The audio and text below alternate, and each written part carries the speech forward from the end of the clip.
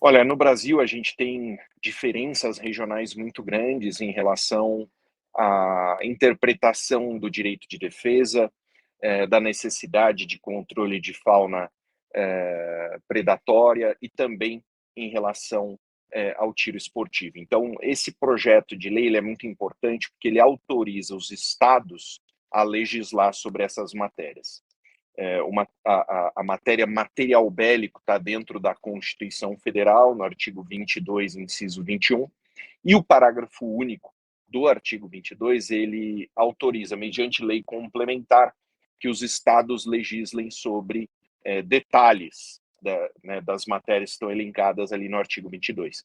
Então, dessa forma, o que a gente faz é permitir que o que valha, né, são as características individuais de cada estado. Esse respeito à individualidade dos estados, as características deles, é o que realmente representa a democracia.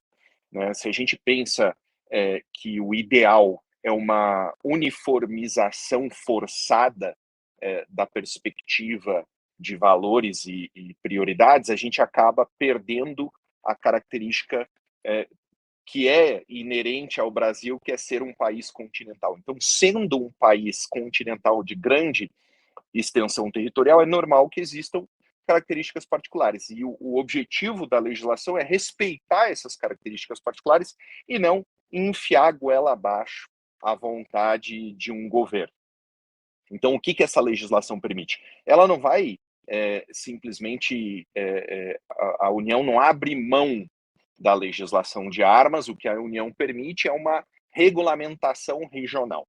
Então, a Lei 10.826, o Estatuto do Desarmamento, ele não deixa de existir, ele só passa a ser regulamentado de uma forma mais específica por cada estado. E essa regulamentação é feita na Assembleia Legislativa, via deputados estaduais, com o veto ou a sanção do governador do estado. Então, essa transferência de competência, que é autorizada pela Constituição Federal, que é mencionada pelo Supremo Tribunal Federal em diversas ações diretas de inconstitucionalidade, que já julgaram leis municipais e leis estaduais que versam sobre o tópico armas de fogo, ele vem justamente com o objetivo de trazer uma perspectiva mais democrática sobre o assunto. Do nosso ponto de vista, o ideal é esse, né, que permita que cada estado tenha sua própria visão implementada via Assembleia Legislativa e governo do estado, e que permita até uma mobilidade dentro do país. Né? Imagina num futuro em que Bahia, que é um estado, né, historicamente desarmamentista, proíbe porte e posse de arma ou restringe porte e posse de arma, o que o cidadão pode fazer é simplesmente se mudar para um estado que tem uma visão mais de acordo com aqueles valores que ele julga apropriados. Então, eu acredito que dessa forma a gente vai respeitar mais os valores regionais, a gente vai promover uma mobilidade dentro do país para que exista essa adequação e a gente vai permitir que exista até uma estatística mais verdadeira sobre o impacto do direito de defesa do cidadão em elementos como criminalidade e segurança pública. Isso que o senhor falou se aplica muito também a essa questão, a gente até fez matéria sobre isso, a liberação da caça dos javalis, né? Que é um problema grave que tem aqui no... Exato, que não é um problema que não aflige estados do Norte e Nordeste, mas que destrói a economia no Sul e Sudeste, até no Centro-Oeste. Então, assim, você tem que respeitar essas questões.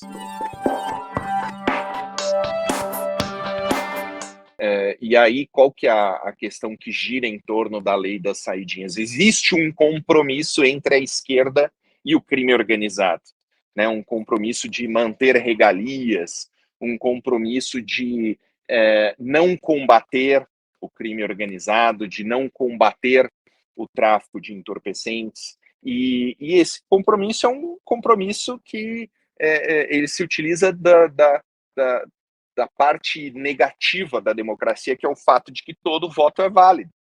Todo voto é válido. O voto do bandido é válido, o voto da família do bandido é válido, o voto do traficante, do estuprador, do homicida. Então, como esses votos são válidos, do ponto de vista dos partidos de esquerda, é válido negociar com esses criminosos. E aí você tem, e isso aqui é fato comprovado, né? A gente tem faixas que foram estendidas durante o período eleitoral em certas favelas, dizendo, olha, né, a comunidade tal está fechada com o Partido dos Trabalhadores. Né? Isso faz o quê? Né? A gente viu comemoração dentro de cadeia, né? Quando o Lula foi eleito. A gente vê manifestação clara de criminosos a favor do Lula. E a gente tem, né, o pagamento desse boleto. Como se dá o pagamento desse boleto?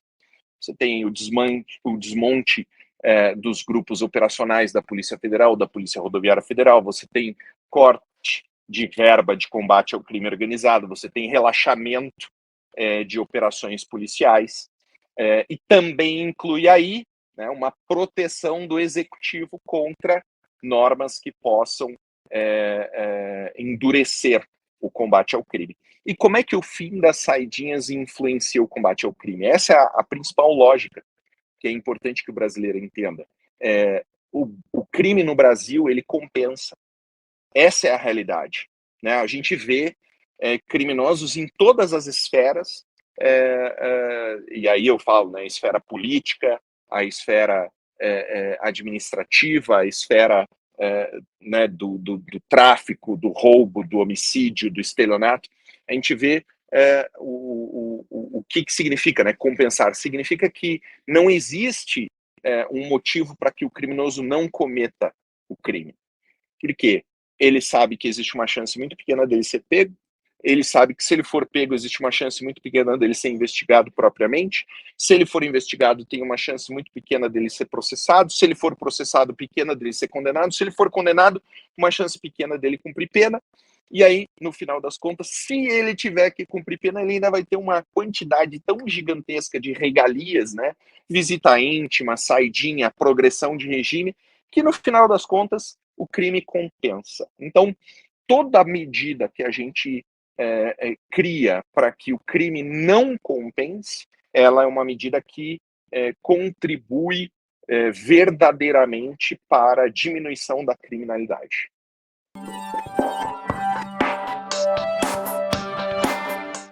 Olha, eu acho que qualquer brasileiro são, né, que não tem uma doença mental, ele entende que não pode gastar mais do que ganha. Essa é a realidade. Né? Qualquer pessoa que tenha que não tenha uma doença mental e que tenha um QI normal, né, ela consegue compreender isso. Nenhum pai de família acha que pode gastar 5 mil reais ganhando 4.500. Essa é a diferença entre o governo Lula e a população. O governo Lula não é que ele acha que está tudo bem. Não, ele sabe que ele precisa gastar para se manter popular, né, do ponto de vista da população.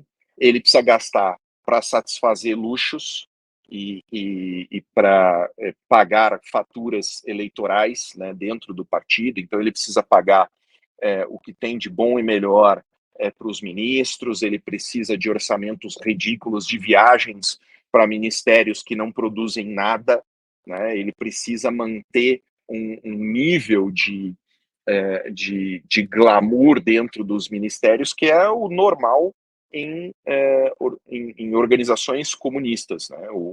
Todo partido comunista ele gera uma elite do partido que é muito bem remunerada, que é muito bem tratada, né? Que é aquela elite caviar, e o povo passando fome, carregando esse peso. É só você observar aqui a Coreia do Norte, por exemplo, né? O povo morrendo de fome e o líder supremo tendo todas as regalias que nenhuma espécie de regime absolutista, nenhuma monarquia teve na história da humanidade.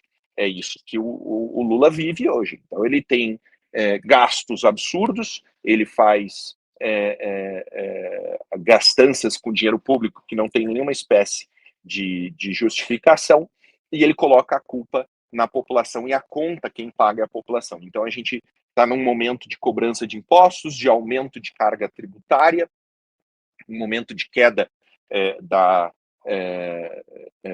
de um momento de desemprego, um momento de dificuldade de balança comercial, e o governo não quer saber de nada, ele só quer saber de cobrar mais imposto e de passar essa conta para a população e continuar vivendo uma realidade esdrúxula de luxos e de descompasso com a realidade. Eu acredito que a falência econômica é certa, que o Brasil está seguindo um rumo muito sombrio e que a conta vem em 2025 numa velocidade altíssima.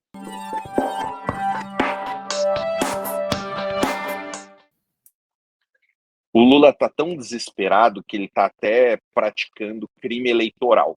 Né? No último 1º de maio, ele veio a São Paulo para um evento patrocinado pela Petrobras, ou seja, tinha dinheiro público, um evento de 1º de maio vazio. Né? Se o Bolsonaro vier aqui no supermercado tomar um café na padaria ali embaixo, ele junta mais gente do que o Lula e seus ministros e seus candidatos fizeram no 1º de maio. E ele vai lá e, com esse investimento público em televisão pública, ele pratica crime eleitoral pedindo voto para Guilherme Boulos, do PSOL, como candidato, né, como pré-candidato a prefeito de São Paulo. Esse é o nível do desespero. Né? Eles estão praticando crime descarado para poder, de alguma forma, obter resultado eleitoral em 2024. E a gente vai ver uma mudança, assim, uma avalanche de prefeitos de direita, de candidatos de direita sendo eleitos. Isso vai mudar a perspectiva de 2026. Né? O que a esquerda vai sair das eleições de 2024 sem prefeitos, sem vereadores, tendo feito um investimento monstruoso, tendo passado essa conta eleitoral para a população, criando prejuízo econômico. E aí o que a gente vai enxergar é uma esquerda em frangalhos e uma direita muito fortalecida em 2026, para que a gente possa, em 2026, eleger maioria no Senado, maioria na Câmara e a maioria dos governadores e o nosso presidente Jair Messias Bolsonaro. Então, acredito que esse é o momento ideal para a direita, para mostrar esse grande circo que a esquerda tem tentado construir em torno do Brasil, da economia, do rumo geral das coisas. A gente vai conseguir reverter, sim, e 2024 é o primeiro ponto. Então, peço consciência no momento de escolher seu vereador, no momento de escolher seu prefeito. O que a gente percebe, pelo menos aqui no estado de São Paulo, do ponto de vista de política municipal, é que existe um apego muito pessoal ao candidato, porque muitas vezes esse candidato é conhecido da cidade, é conhecido, né, mas eu peço que vocês tenham também um apego e uma reflexão do partido, né, que abraçou esse candidato. Então, às vezes você conhece o Chiquinho do Lava Rápido, que está num partido de esquerda. Ah, mas o Chiquinho do Lava Rápido é meu amigo. Sim, mas você está trazendo um partido de esquerda para sua cidade. Então não faça isso, evite o voto em partidos de esquerda, foque o seu voto no Partido Liberal, no partido do nosso presidente Jair Messias Bolsonaro, e o que a gente vai fazer é se posicionar de forma firme, de forma certa, e garantir essa virada de poder político em favor da direita já em 2024, garantindo 2026.